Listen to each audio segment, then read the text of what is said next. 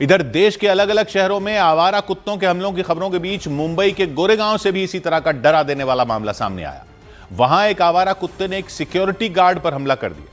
यह घटना उस वक्त हुई जब वो सिक्योरिटी गार्ड स्कूल के अंदर से मेन गेट की तरफ जा रहे थे। तभी वहां घूम रहे आवारा कुत्ते ने उन पर हमला कर दिया। वो कुत्ता चीते की रफ्तार के साथ आया और सीधा गार्ड के चेहरे की तरफ झपटा। कुत्ता चेहरे तक तो नहीं पहुंचा, लेकिन उसने सिक्योरिटी गार्ड के कंधे को बुरी तरह काट लिया।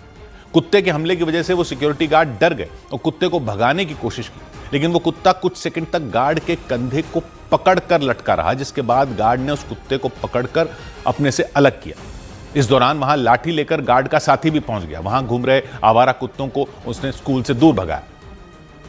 और मुंबई ही नहीं बल्कि यूपी के बिजनौर से भी आवारा कुत्तों के हमले का एक खौफनाक मामला सामने आया। घटना उस वक्त हुई जब 4 साल का एक बच्चा सड़क किनारे खेलते हुए एक कुत्ते के सामने पहुंच गया और सड़क किनारे बैठे उस कुत्ते ने अचानक उस मासूम के चेहरे पर हमला कर दिया। कुत्ते ने उस बच्चे के चेहरे को बुरी तरह नोच डाला। कुत्ते के हमले से बच्चा सड़क पर गिर गया। वहां अफरा तफरी मच गई। आसपास बैठे लोगों ने तुरंत उस बच्चे को उठाया। उसके घर की तरफ वो दौड़ पड़े, जिसके बाद उस बच्चे को अस्पताल पहुंचाया गया। बताया गया कि कुत्ते के हमले की वजह से वो बच्चा बुरी तरह घायल हो गया और डॉक्टरों को उसके चेहरे पर कई टांके लगाने पड़े। उधर उत्तर प्रदेश में बीजेपी के प्रदेश अध्यक्ष के चुनाव की सरगर्मी तेज हो गई। उत्तर प्रदेश में बीजेपी के नए प्रदेश अध्यक्ष को लेकर गहमागहमी तेज हो गई। 14 दिसंबर को लखनऊ के पार्टी कार्यालय में बीजेपी के नए प्रदेश अध्यक्ष के नाम का ऐलान होगा। बीजेपी नेता पीयूष गोयल नए प्रदेश अध्यक्ष के नाम का ऐलान करेंगे। गोवा के नाइट क्लब में हुए हादसे के बाद दिल्ली के नजदीक हरियाणा के गुरुग्राम में प्रशासन ने नाइट क्लबों पर सख्ती बढ़ा दी। प्रशासन ने 36 थाना प्रभारियों को उनके इलाकों में मौजूद नाइट क्लबों की जांच करने के निर्देश दे दिए।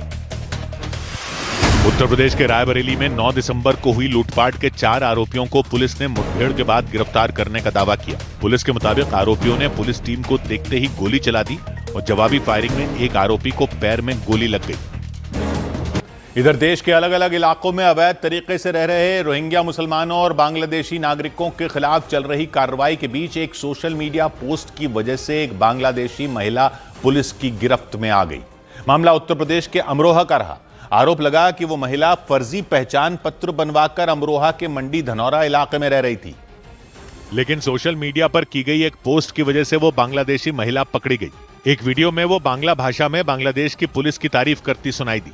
इस दौरान उसके हाथ में एक पासपोर्ट भी नजर आया। बांग्लादेशेर पुलिस अनेक भालो बुझছেন, पानी खाওয়ার জন্য हेल्प করতেছে। बांग्लादेश पुलिस की तारीफ करते हुए उस महिला ने वो वीडियो बनाया। उसमें उसने बाय बाय बांग्लादेश भी लिखा और उस वीडियो को सोशल मीडिया पर शेयर कर दिया। लेकिन उस वीडियो के सामने आते ही उत्तर प्रदेश की पुलिस ने उसे गिरफ्तार कर लिया और उसके साथ पुलिस ने उसके पति को भी गिरफ्तार कर लिया, क्योंकि आरोप लगा कि रीना बेगम नाम की वो बांग्लादेशी महिला काफी लंबे वक्त से उत्तर प्रदेश के अमरोहा में अवैध तरीके से रह रही थी और आरोप लगा इसके लिए उसने फर्जी पहचान पत्र बनवाया था। बताया गया कि कुछ साल पहले सऊदी अरब में वो नौकरी करने के लिए गई थी। वहीं राशिद अली नाम के एक आदमी से उसकी मुलाकात हुई थी। दावा किया गया कि वहां उन दोनों ने शादी कर ली थी और शादी के बाद वो लोग बांग्लादेश चले गए थे। आरोप लगा कि कुछ महीनों पहले बांग्लादेशी महिला रीना बेगम अपने पति के साथ नेपाल के रास्ते भारत में दाखिल हुई थी। पुलिस सूत्रों के मुताबिक रीना बेगम और उसके पति राशिद बिना किसी दस्तावेज के अमरोहा के मंडी धनौरा इलाके में रह रहे थे। इधर उत्तर प्रदेश के कानपुर में घुसपैठियों की तलाश के लिए पुलिस कमिश्नर झुग्गी बस्तियों में पहुंच गए।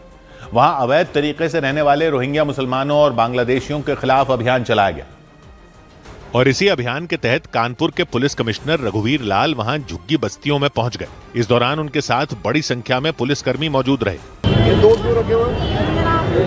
कानपुर के कल्याणपुर इलाके में बनी झुग्गियों में रोहिंग्या मुसलमानों और बांग्लादेशियों की तलाश की गई। वहां पुलिस कमिश्नर ने लोगों के पहचान पत्रों की बारीकी से जांच की। वो उनमें कुछ महिलाओं के आधार कार्ड को देखते नजर आए।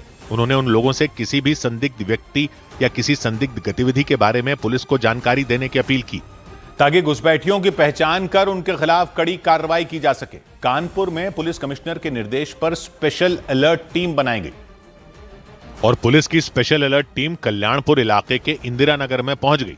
वहां बड़े पैमाने पर बनी झुग्गियों में रहने वाले लोगों से पूछताछ की गई। कितने लोग हो आप? उनके घर में 4 लोग। कितने साल से रह रहे हो? हम लोग बहुत साल से। हम लोग के मम्मी पापा यहाँ रहते हैं। इंदिरा नगर में मौजूद एक झुग्गी में पुलिस की टीम पहुंची और पुलिस कर्मियों ने वहां रहने वाले लोगों के आधार कार्ड समेत दूसरे पहचान पत्रों की जांच की। आप देखिए ये ऑफिसर कैसे एक एक करके पूछताछ कर रहे हैं और इनकी बारीकियों को जानने की कोशिश कर रहे हैं और ये भी पता लगाने का प्रयास कर रहे हैं कि यहाँ जो नहीं रहते हैं उनकी जगहों किसने दी, यानी रूट लेवल तक टीम कर रही है। और वहां जांच के दौरान करीब 25 परिवारों के पास असम के पते वाले आधार कार्ड मिलने का दावा किया गया। बताया गया कि उन झुग्गियों में रहने वाले 20 परिवारों के लोग पुलिस की टीम को कोई भी दस्तावेज दिखा नहीं पाए और पुलिस उन परिवारों को वहां बसाने वाले लोगों की तलाश में जुट गई। पुलिस के मुताबिक कानपुर में 1100 से ज्यादा संदिग्धों की पहचान की गई और उनमें 250 संदिग्ध लोगों की नागरिकता की जांच के लिए पुलिस की अलग अलग टीमों को 4 राज्यों में भेजा गया। वेरिफिकेशन के लिए हमने अपनी 3 टीमें भेजी थी, झारखंड में, वेस्ट बंगाल और असम में भेजी थी।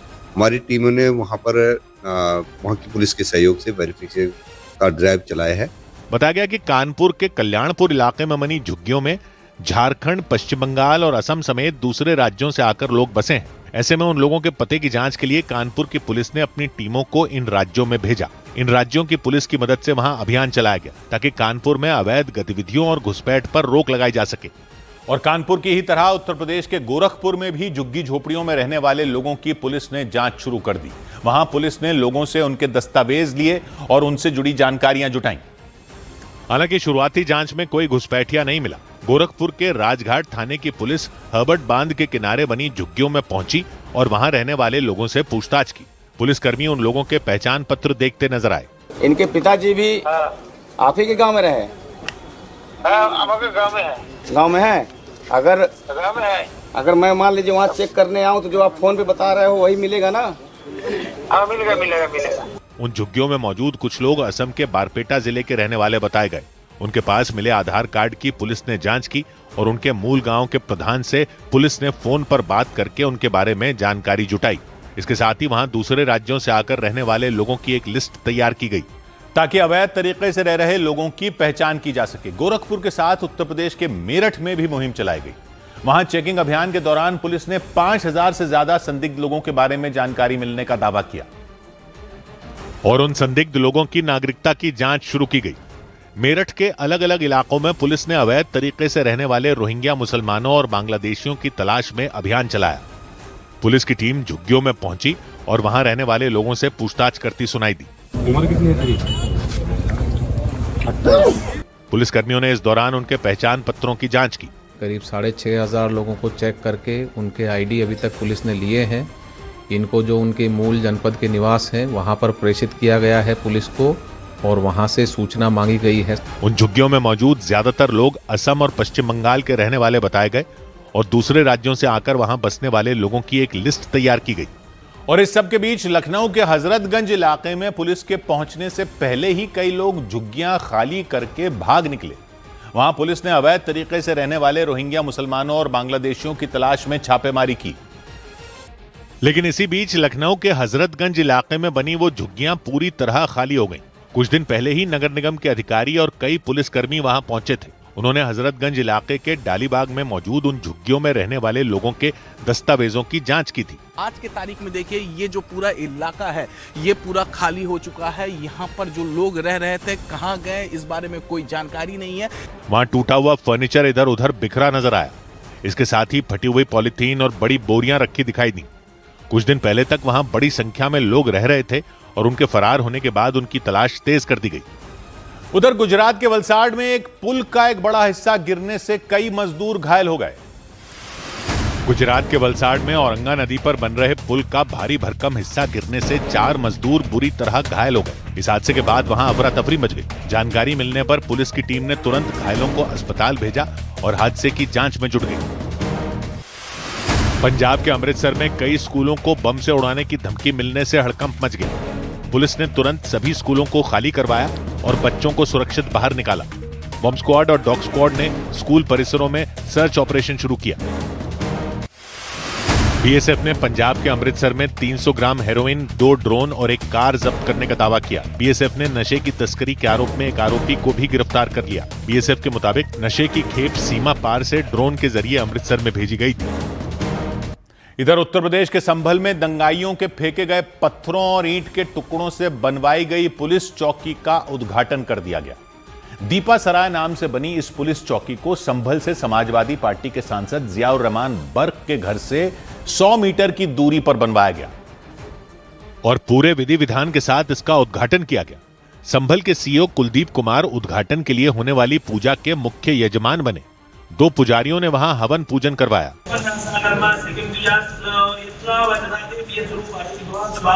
उद्घाटन के लिए दीपासराय पुलिस चौकी को गुब्बारों से सजाया गया। पिछले साल 24 नवंबर को संभल में भड़की हिंसा के बाद इस साल 4 मार्च को इस चौकी को बनवाने का काम शुरू करवाया गया था। पुलिस ने मुस्लिम समुदाय की एक बच्ची के हाथों चौकी की नींव की पहली ईंट रखवाई थी और करीब 10 महीनों में दीपासराय पुलिस चौकी बनकर तैयार हो गई। उद्घाटन समारोह में संभल के डीएम राजेंद्र पैसिया और एसपी के बिश्नोई भी मौजूद रहे और पूरे उद्घाटन कार्यक्रम में हिस्सा लिया। चौकी का उद्घाटन संभल की ही रहने वाली जुनैरा फैसल नाम की बच्ची ने फीता काट कर किया। इस दौरान वहां लगातार ढोल बजता सुनाई दिया। संभल के एसपी के मुताबिक दीपासराय चौकी को पुलिस ने पिछले साल भड़की हिंसा के दौरान दंगाइयों की तरफ से पुलिस पर फेंके गए पत्थरों से ही बनवाया, जिनसे हम सब लोग चोटिल हुए थे। 28 पुलिसकर्मी चोटिल हुए थे। उन्हीं पत्थरों से इस चौकी का निर्माण करवाया जाएगा। उन 15 ट्रॉलियों का भी यूज है। इस 2 मंजिला चौकी में एक कंट्रोल रूम भी बनवाया गया।